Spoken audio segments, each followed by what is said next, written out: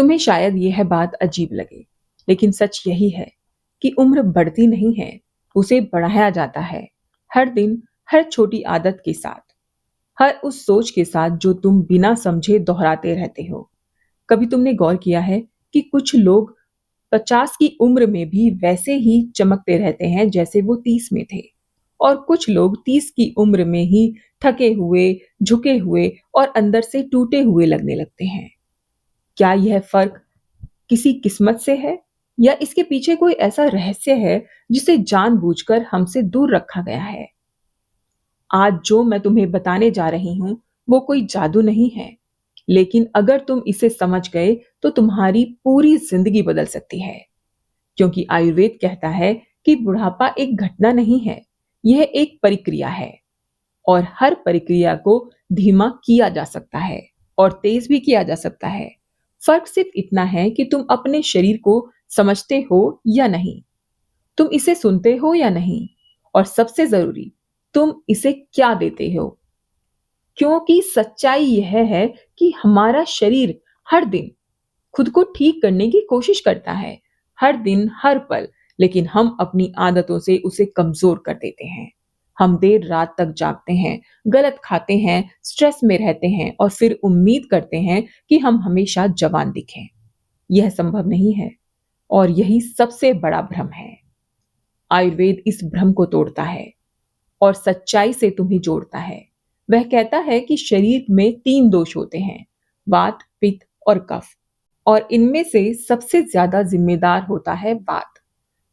जब बात एजिंग की आती है, जैसे जैसे वात बढ़ता है, शरीर सूखने लगता है, त्वचा की नमी खत्म होने लगती है, जॉइंट्स कमजोर होते हैं, बाल झड़ने लगते हैं, और सबसे खतरनाक, एनर्जी धीरे धीरे खत्म होने लगती है। लेकिन सवाल यह है कि वात बढ़ता क्यों है? इसका जवाब बहुत सिंपल है, लेकिन हम इसे इग्नोर करते हैं।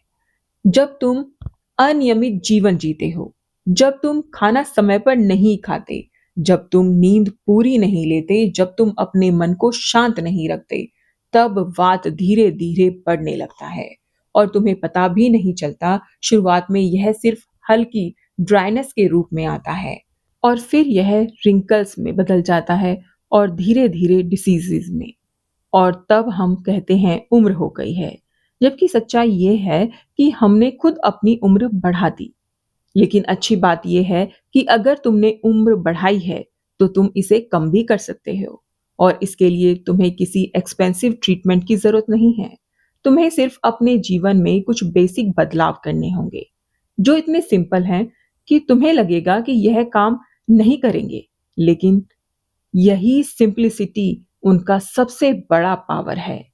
पहला कदम है अपने शरीर को अंदर से नरिश करना, और इसके लिए एक बहुत ही पावरफुल आयुर्वेदिक रिचुअल है, जिसे लोग जानते तो हैं, लेकिन सही तरीके से करते नहीं। रात को सोने से पहले जो तुम पीते हो, वह तुम्हारी एजिंग को तय करता है।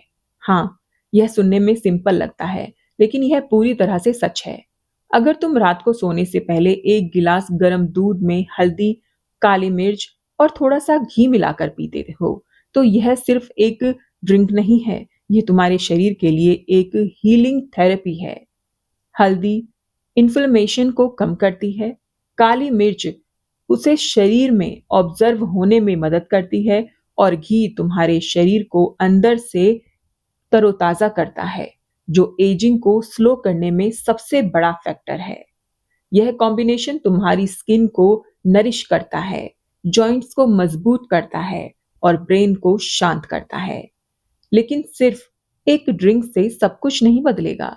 इसके साथ तुम्हें एक और आदत जोड़नी होगी, जिसे आज के टाइम में लोग भूल चुके हैं: तेल मालिश, जिसे आयुर्वेद में अभ्यंग कहा जाता है।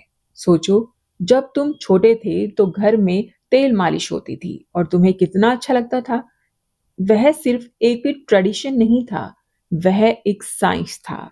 जब तुम अपने शरीर पर हल्का गरम तेल लगाकर मसाज करते हो, तो वह सिर्फ स्किन पर काम नहीं करता, वह पूरे नर्वस सिस्टम को शांत करता है, ब्लड सर्कुलेशन को इंप्रूव करता है, और सबसे जरूरी, वह वात को बैलेंस करता है, जो एजिंग का सबसे बड़ा कारण है। लेकिन आज हम इसे इग्नोर करते हैं, क्योंकि हमारे पास टाइम नहीं है। और यही हमारी सबसे बड़ी गलती है, क्योंकि हम अपने शरीर को टाइम नहीं देते और फिर उम्मीद करते हैं कि वह हमें हेल्दी और यंग रखे। यह पॉसिबल नहीं है।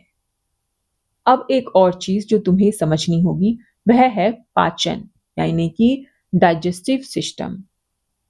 आयुर्वेद कहता है कि अगर तुम्हारा पाचन सही नहीं है तो तुम चाहे कितना भी हेल्दी खाओ, वह तुम्हारे शरीर के लिए पॉइजन बन जाएगा, क्योंकि वह प्रॉपरली डाइजेस्ट नहीं होगा। और जब खाना डाइजेस्ट नहीं होता तो वह टॉक्सिन्स में बदल जाता है, जिन्हें आयुर्वेद में आम कहा जाता है। और यही आम धीरे धीरे शरीर में जमा होता है और एजिंग को जल्दी अट्रैक्ट करता है। इसीलिए सुबह उठते ही जो तुम्हें करना है वह बहुत जरूरी है। अगर तुम सुबह खाली पेट एक गिलास गर्म पानी में थोड़ा सा अदरक या नींबू मिलाकर पीते हो, तो यह तुम्हारे डाइजेस्टिव सिस्टम को एक्टिव करता है, टॉक्सिन्स को बाहर निकालता है और मेटाबॉलिज्म को स्ट्रॉन्ग करता है। और जब मेटाबॉलिज्म स्ट्रॉन्ग होता है तो शरीर खुद को रिपेयर करता है, और जब शरीर खुद को रिपेयर करता है तो एजिंग ऑटोमेटिकली स्लो हो जाती है। लेकिन एक चीज है जो इन सब में ज्यादा पावरफुल है, और वह है तुम्हारा मन, तुम्हारा माइंड। तुम क्या सोचते हो, कैसे सोचते हो और कितना सोचते हो, यह सब सीधे तुम्हारी एजिंग को अफेक्ट करता है। स्ट्रेस, एग्जाइटी, ओवर थिंकिंग, ये सब सिर्फ मेंटल प्रॉब्लम नहीं है, यह फिजिकल एजिंग के सबसे बड़े कारण हैं। जब तुम स्ट्रेस में होते हो तो तुम्हारा शरीर कॉर्टिसोल रिलीज करता है, जो धीरे धीरे तुम्हारी स्किन को डैमेज करता है, हेयर फॉल बढ़ाता है और एनर्जी को ड्रेन करता है। इसलिए अगर तुम सच में यंग रहना चाहते हो तो तुम्हें अपने माइंड को कंट्रोल करना होगा।